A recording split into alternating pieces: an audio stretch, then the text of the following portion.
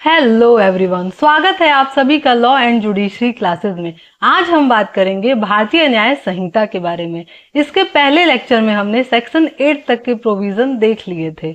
आज हम बात करेंगे सेक्शन 9 के प्रोविजन की धारा 9 में क्या बताया गया है। लेकिन इसके पहले जो है जितने भी वीडियो मैंने इस डाले हैं यहाँ पर, उसका नोट्स जरूर बना लीजिएगा और साथ ही साथ नोट्स बनाने के साथ साथ अपने बेयर एक्ट में अंडरलाइन भी कर लीजिएगा जो भी बातें मैंने बताई हैं, ताकि इन फ्यूचर जब भी आप पढ़ें वहां तुरंत याद आ जाए कि भाई ये चीजें क्या है, इंपॉर्टेंट है। तो चलिए फिर शुरू करते हैं आज के इस क्लास को। तो सबसे पहले जो है धारा 9 क्या बताती है हमारी। धारा 9 कहती है कि कई अपराधों से मिलकर बने, है ना, कई अपराधों से मिलकर बने अपराध के लिए दंड की अवधि। यानी कि जब कई सारे अपराध किए जाते हैं एक ही सीक्वेंस में, तो फिर क्या होता है, कितना पनिशमेंट दिया जाएगा, इसी के बारे में जो है धारा 9 बताती है। और ये जो धारा 9 है वो आपके संविधान के आर्टिकल 20 क्लॉज 2 से रिलेट करता है। अब ये 20 क्लॉज 2 क्या है, तो डबल जियो पार्टी, यानी कि दोहरे दंड से संरक्षण। ठीक है, दोहरे दंड से संरक्षण। ठीक है, दोहरे दंड से संरक्षण के बारे में प्रावधान करता है। अब ये दोहरे दंड से संरक्षण क्या है, तो आर्टिकल 20 क्लॉज 2 क्या कहता है कि किसी भी व्यक्ति को एक ही अपराध के लिए 2 बार सजा नहीं दिया जाएगा, है ना, कि एक बार मुकदमा चलाया गया और उसको सिद्ध दोष कर दिया गया, यानी कि मान लिया गया कि वो क्या है, गुनहगार है। अब उसी अपराध के लिए दोबारा से उसके ऊपर ट्रायल नहीं चला करके दोबारा से उसको सजा नहीं दिया जाएगा। एक बार सजा मिल गया है तो दोबारा से उसी अपराध के लिए सजा नहीं दिया जाएगा। यही क्या बताता है आपका आर्टिकल 20 क्लॉज 2, है ना। अब आर्टिकल 20 क्लॉज 2 जो है वो बताता है डबल जियो पार्टी, दोहरे दंड से संरक्षण। सेम इसी तरीके से धारा 9 भी यही चीज बताता है। इसी तरीके से आपका धारा 9 तो ये है ही, साथ ही साथ और कौन कौन से अधिनियम में क्या क्या प्रावधान है इससे रिलेटेड, ये जो दोहरे दंड से संरक्षण है। तो जब आप सीपीसी पढ़ेंगे, सीपीसी के धारा जो 11 है वो भी यही बताता है प्रांग न्याय से।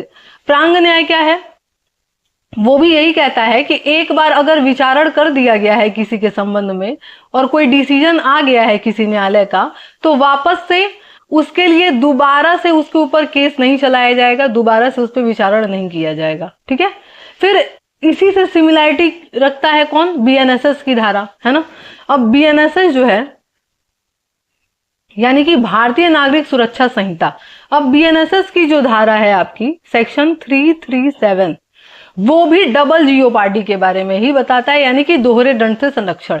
इसमें थोड़ा सा अलग है, यहाँ पे केवल दोष सिद्धि के बारे में बोलता है, लेकिन जो आपका बीएनएसएस है वो दोष सिद्धि और दोष मुक्ति दोनों के बारे में बोलता है कि किसी व्यक्ति को एक बार सजा सुना दिया गया, उस पर कोई डिसीजन दे दिया गया या उसको छोड़ दिया गया, तो आप दोबारा से उसको उसी केस के लिए दोबारा से आप उस पर केस फाइल नहीं कर सकते, उस पर विचारण नहीं करा सकते। ठीक है, समझ में आ गया होगा कि दोहरे दंड से संरक्षण क्या है। एक बार और मैं ब्रीफ में बता दूं, दोहरे दंड से संरक्षण का मतलब क्या, कि एक व्यक्ति को एक ही अपराध के लिए दोबारा से उसके ऊपर मुकदमा नहीं चलाया जा सकता। क्लियर। चलिए अब क्या कह रहा है ये धारा 9 हम लोग पढ़ लेते हैं। क्या कह रहा है कि जहां कोई बात, जो अपराध है, कोई बात का मतलब कि कोई काम, ठीक है, जहां कोई बात अपराध है, ऐसे भाग से जिनमें का कोई भाग स्वयं अपराध है, यानी कि खूब सारे अपराध हुए और हर एक क्या है, अपने आप में एक अपराध है, ठीक है, मिलकर बनी है, वहां अपराधी ऐसे अपराधों में से एक से अधिक के दंड से दंडनीय नहीं किया जाएगा जब तक कि ऐसा अभिव्यक्त उपबंधित न हो। कहने का मतलब क्या है इसका, कि मान लीजिए कि खूब सारे अपराध, जैसे कोई किसी को एक झापड़ मारा, या पता चला कि एक झापड़ मारा 10 झापड़ मारा, तो अगर एक झापड़ की सजा 1 महीने है, 1 मंथ है, तो क्या 10 झापड़ की सजा 10 मंथ हो जाएगी? नहीं, यही कह रहा है यहाँ पे कि आप जो हैं एक से अधिक दंड से दंडनीय अगर नहीं किया जाएगा, जब तक कि किसी विधि में, है ना, जब तक कि अभिव्यक्त रूप से उपबंधित ना हो, कि अगर कानून में लिखा हुआ है कि भाई आप किसी को एक थप्पड़ मारते हैं तो उसके लिए 1 महीना सजा है, लेकिन अगर आप उसको हर थप्पड़ पे 1-1 महीना बढ़ जाएगा, अगर ऐसा किसी कानून में लिखा हुआ है तब तो हम उसको देंगे सजा हर एक थप्पड़ के बदले। लेकिन अगर साफ साफ लिखा हुआ है कि अगर कोई व्यक्ति किसी व्यक्ति को थप्पड़ मारता है तो 1 महीने की सजा है, तो अब वो कितना भी थप्पड़ मारे 1 महीने का ही सजा देंगे, हम उससे ज्यादा का नहीं देंगे। क्लियर? क्या कह रहा है एक बार और समझा दे। छोड़िए, एक थप्पड़ हटा दीजिए, दूसरा एग्जाम्पल देते हैं। मान लीजिए कि कोई किसी को डंडे से मार रहा है, ठीक है, उपहति कर रहा है किसी का, तो अब डंडे से उपहति क्या होता है? उपहति का मतलब होता है हर्ट करना, वो वाला हर्ट नहीं कि भाई तुम मुझे हर्ट कर दिए कुछ बोल करके, वो वाला हर्ट नहीं। हर्ट का मतलब यहाँ पे आप क्या करें, किसी के ऊपर बल का प्रयोग करके उसको कुछ चोट पहुंचा दे, वो हर्ट होता है। ठीक, तो मान लीजिए कि कोई किसी व्यक्ति को क्या किया, 1 लाठी मारा। अब 1 लाठी मारा, उसके लिए क्या है भाई, मान लीजिए कि 1 महीने की सजा। ठीक, 1 लाठी पे। अब वो पता चला कि 1 लाठी नहीं 10 लाठी मारा। ठीक, अब 10 लाठी मारा तो क्या हर एक लाठी के लिए आप उसको सजा देंगे अलग अलग? नहीं, जब तक कानून में नहीं लिखा गया है। अगर कानून में लिखा गया रहता कि हर लाठी, जितनी लाठी मारोगे उतना सजा मिलेगा, तब तो ठीक है भाई, आप जितनी लाठी मारे उतना हम सजा देंगे। लेकिन साफ साफ लिखा हुआ है कि कोई किसी को हर्ट करता है, यानी कि उपहति करता है, किसी को मारता पीटता है, तो हम 1 महीने की सजा देंगे, तो 1 महीने की सजा ही देंगे। क्लियर?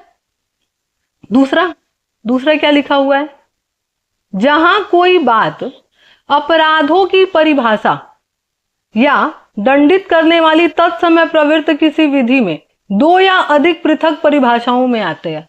मान लीजिए क्या कह रहा है यहाँ पे कि ऐसा कोई अपराध है कि कोई कुछ अपराध कर दिया जो कि कहीं पे एक जगह तो परिभाषित है, किसी और कानून में भी परिभाषित है, वही सेम काम। कैसे? जैसे मान लीजिए कि कोई किसी को जो है एक झापड़ मार दिया। ठीक है, मान लीजिए ये ए नाम का पर्सन है और इसको कोई जो है ये बी नाम का पर्सन क्या कर दिया, झापड़ मार दिया इसको। ठीक है भाई, गुस्सा आया, मार दिया एक झापड़। अब मार दिया एक झापड़, तो ये किस किस परिभाषा में जो है अपराध का दोषी हो गया? पहला तो उपहति कर दिया, ठीक है, हर्ट कर दिया। ठीक, दूसरा क्या कर दिया, क्रिमिनल फोर्स का यूज कर दिया, क्रिमिनल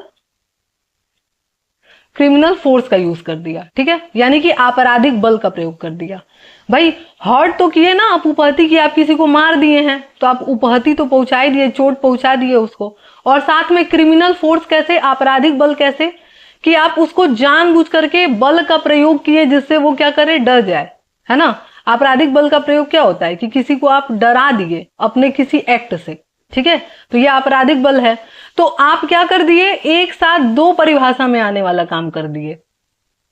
इस कंडीशन में क्या होगा, वहां क्या कह रहा है कि वहां अपराधी को उससे गुरुतर दंड से दंडित नहीं किया जाएगा, यानी कि उसमें से जो भी कम है उस सजा से दंडित किया जाएगा। ठीक है, कि मान लीजिए एक जगह लिखा हुआ है कि 1 साल की सजा और एक जगह लिखा हुआ है कि 6 महीने की सजा, तो हम कौन सा सजा देंगे भाई, 6 महीने वाली सजा। ठीक है, कि गुरुतर दंड से दंडित नहीं किया जाएगा, लिखा है ना वहां अपराधी को उससे गुरुतर दंड से दंडित नहीं किया जाएगा, जो ऐसे अपराध में से किसी भी अपराध के लिए विचारण के लिए उसे दे सकता था न्यायालय। ठीक है, कि भाई ज्यादा सजा नहीं देंगे, ये नहीं कि आप दोनों में आ रहा है तो मिला करके आप दे दिए 16 महीने की सजा, नहीं।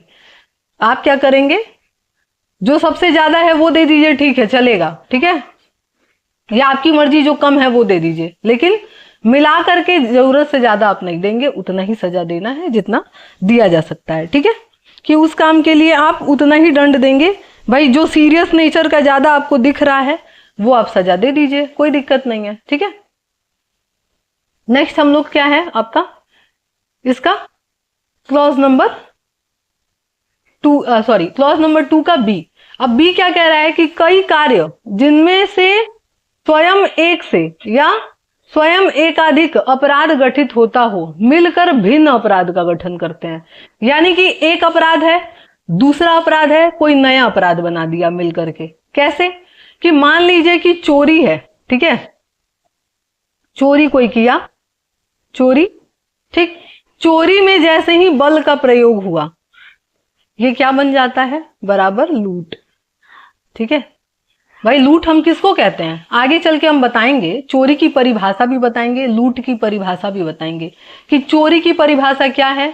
कि कोई चल संपत्ति उस पर कब्जा रखने वाले व्यक्ति से बिना उसकी अनुमति के अगर आप धीरे से उसको हटा लेते हैं तो आप क्या करते हैं? चोरी करते हैं। ठीक है, ये तो चोरी की परिभाषा है। अब मान लीजिए कि वो सामान हटा रहे हैं आप धीरे से, और तब तक क्या होता है कि जो उसका मालिक है, जो उसका स्वामी है, वो देख लिया, है ना।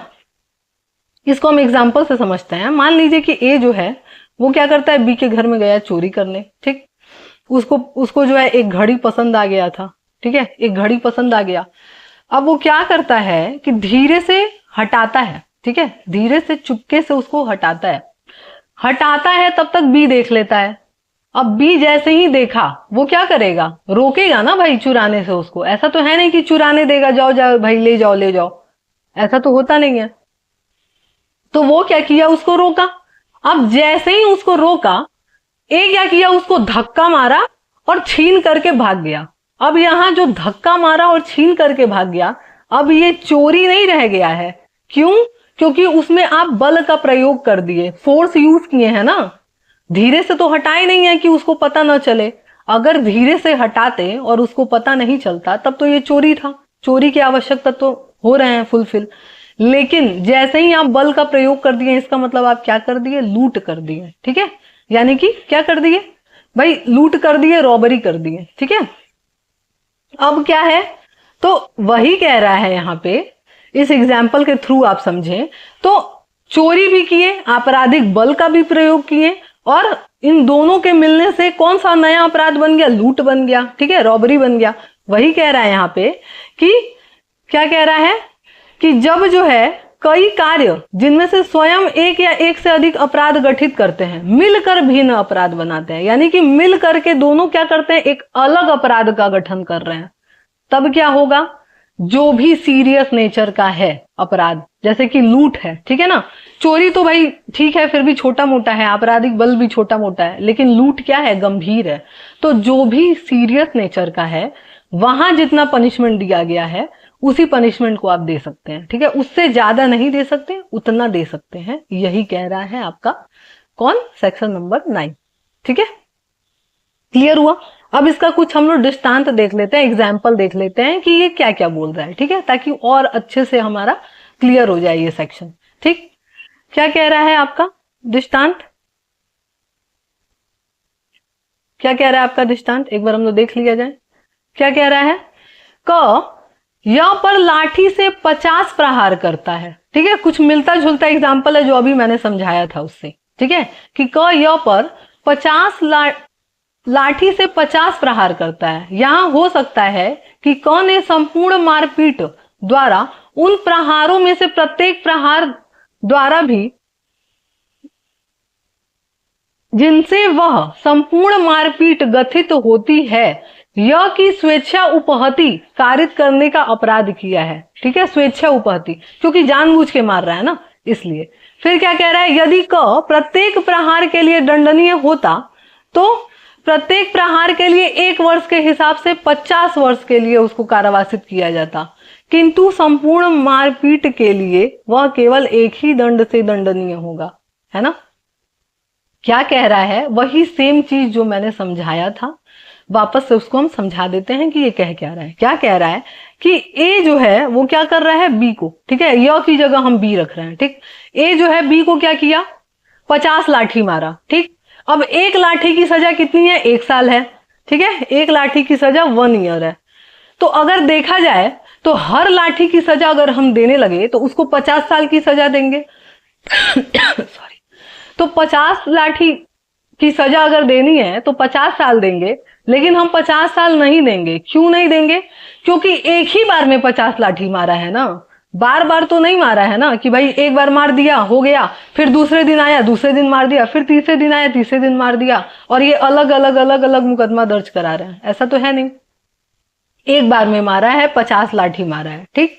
तो संपूर्ण मारपीट के दौरान जो भी कुछ हुआ था उसी का हम सजा देंगे, उससे ज्यादा का नहीं देंगे। वही कह रहा है कि संपूर्ण मारपीट के लिए केवल एक ही दंड से दंडित किया जाएगा, यानी कि अगर उपहति पहुंचाने की सजा 1 ईयर है, ठीक है, मारपीट की सजा 1 ईयर है तो 1 ईयर ही देंगे। क्लियर। चलिए दूसरा एग्जाम्पल क्या कह रहा है आपका, किंतु यदि, ठीक है, उसी एग्जाम्पल को क्या कर दिया, एक्सटेंड कर दिया, बढ़ा दिया है। क्या कह रहा है, किंतु यदि उस समय जब क य को पीट रहा था म हस्तक्षेप करता है, ठीक, यानी कि ए बी को पीट रहा है और सी क्या किया, उसमें हस्तक्षेप कर रहा है, यानी कि रोक रहा है, ठीक।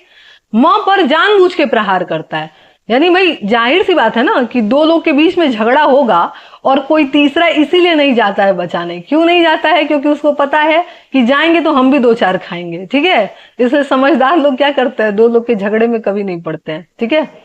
तो क्या किया, सी गया बीच में, अब सी गया, ए गुस्से में है भाई, क्या किया, उसको भी 2 लगा दिया, ठीक। अब क्या हो रहा है, यहाँ म पर किया गया प्रहार उस कार्य का भाग नहीं है।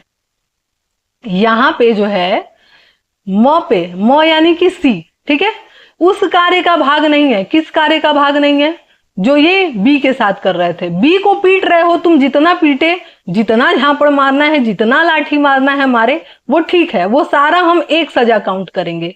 लेकिन जैसे ही तुम किसी और को मार दिए, अब तुम्हारी सजा एक में काउंट नहीं होगी, यहां तुम्हारी सजा दूसरी हो गई। यही कह रहा है कि उस कार्य का भाग नहीं है, ठीक है, वो जो काम उसके साथ कर रहा था उसका भाग हम नहीं मानेंगे। क्या कह रहा है, जिसके द्वारा वो क य को स्वेच्छा उपहति कारित कर रहा था, यानी ए बी को क्या कर रहा था, मार रहा था जानबूझ करके, ठीक। इसलिए क य को स्वेच्छा कारित की गई उपहति के लिए दंड से और म पे प्रहार के लिए दूसरे दंड से दंडित किया जाएगा, है ना। क्या कह रहा है यहाँ पे कि भाई वापस से हम लोग एक बार समझ लेते हैं कि ए क्या किया, बी को मार रहा था, ठीक। फिर क्या हुआ, सी जो है, ठीक है, कि भाई क्या कर रहा है, ए जो है वो बी को पीट रहा था, ठीक। अब बी को पीट रहा था तो सी क्या किया, वहां पे आया और बी को बचाने की कोशिश किया।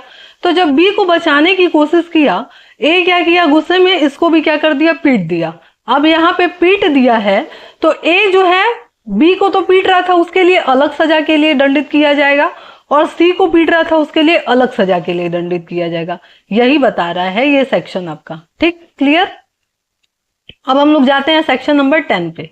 अब धारा 10 क्या बताता है आपका, क्या कह रहा है धारा 10 कि, इसका पहले हम लोग हेडिंग देख लेते हैं कि क्या कह रहा है। क्या कह रहा है, कई अपराधों में से एक से दोषी व्यक्ति के लिए दंड, जबकि निर्णय में यह कथित है कि यह संदेह है कि वह किस अपराध का दोषी है, ठीक है।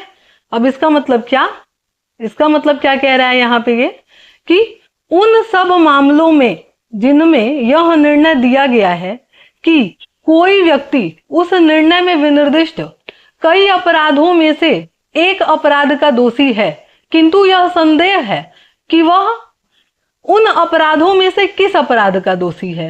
यदि वह दंड उन सब अपराधों के लिए उपबंधित नहीं है तो वह अपराधी उस अपराध के लिए दंडित किया जाएगा जिनके लिए कम से कम दंड उपबंधित किया गया है। यानी कि कहने का मतलब ये है इस धारा का कि पता ही नहीं चल रहा है कि एक अपराधी जिसने अपराध किया है कोई, वो किस परिभाषा में फिट बैठ रहा है, उसका ये जो काम है। तो हम क्या करेंगे इस कंडीशन में, इस कंडीशन में हम ये करेंगे कि जिसमें सबसे कम दंड दिया गया है जिस अपराध के लिए, उसी अपराध के दंड से उसको दंडित करेंगे, ठीक है, क्लियर। यही कह रहा है ये सेक्शन कि अगर कोई अपराधी ऐसा अपराध कर रहा है जो कि कई सारी परिभाषा में और कई सारे अपराध में आता है, कि ये अपराध भी बन रहा है वो अपराध भी बन रहा है, तो हम क्या करेंगे इस कंडीशन में इस कंडीशन में हम ये करेंगे कि जिस अपराध में सबसे कम सजा बताया गया है किसी अपराध का, उसी अपराध के लिए उसको हम दंडित करेंगे। यही आपका जो है धारा 10 कह रहा है। क्लियर? वापस हम लोग एक बार रिवीजन कर लेते हैं धारा 9 और 10 को। ठीक है, हाँ, धारा 9 क्या था कि कई अपराधों से मिलकर बने अपराध के लिए दंड की अवधि, कि भाई खूब सारा अपराध हो रहा है और हम कौन सा अपराध माने, यही है ना, कि जहां कोई बात जो अपराध है ऐसे भागों में से जिनमें कोई भाग स्वयं में अपराध है, मिलकर बना है, तो हम क्या करेंगे, वहां अपराधी अपने ऐसे अपराध में से एक से अधिक दंड से दंडित नहीं किया जाएगा जब तक कि अभिव्यक्त ना हो। कि हम बताए थे भाई, एग्जाम्पल दिए थे कि कोई किसी को 1 झापड़ मार रहा है और 10 झापड़ मार रहा है, तो जब तक कि उपबंधित नहीं है, यानी किसी कानून में नहीं लिखा है, तब तक हम उन सबको एक ही अपराध मानेंगे। यही बोला है ना। फिर दूसरा क्या कह रहा है, और उतना ही सजा देंगे जितना कि उसमें लिखा हुआ है, चाहे आप 1 थप्पड़ मारे या 10 थप्पड़ मारे। क्लियर? दूसरा क्या बोला कि कोई बात जो है कहीं पे परिभाषित किया गया है, वही सेम चीज जो उसके जो काम आप किए हैं उसी टाइप का दूसरे भी अपराध में परिभाषित किया गया है, तो हम क्या करेंगे, सबसे ज्यादा जहां पनिशमेंट दिया गया है क्या करेंगे, उस दंड से दंडित कर देंगे, गुरुत्तर दंड से दंडित नहीं किया जाएगा। यानी कि भाई हम क्या करेंगे, उस अपराध से दंडित कर देंगे जितना कि उसमें प्रावधान किया गया है। क्लियर?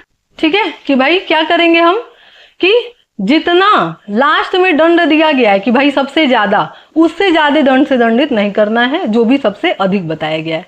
फिर क्या कह रहा है तीसरा, आपका तीसरा नहीं मतलब आपका क्लॉज 2 का दूसरा पॉइंट क्या कह रहा है कि कई कार्य जिनमें से एक और एक से अधिक स्वयं में अपराध है, मिल करके कोई दूसरा अपराध बना दे रहे हैं, कोई नया अपराध बना दे रहा है। कैसे? फिर एग्जाम्पल मैंने दिया था कि चोरी और उसमें बल का प्रयोग कर दिया जाए तो क्या हो जाएगा, लूट बन जाएगा। तो भाई चोरी और लूट आप किए, ठीक, और क्या कर दिए भाई, चोरी और बल का प्रयोग करके एक नया अपराध बना दिए।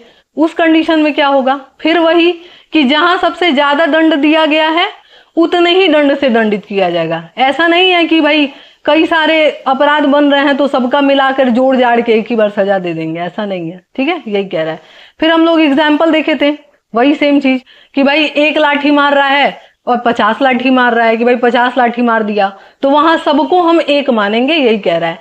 फिर दूसरा एग्जाम्पल क्या हम लोग देखे थे कि ए जो है बी को पीट रहा है, सी आता है बचाने, सी को भी पीट देता है। अब यहां जो है हम एक अपराध नहीं मानेंगे, यहां 2 अपराध मानेंगे। क्यों?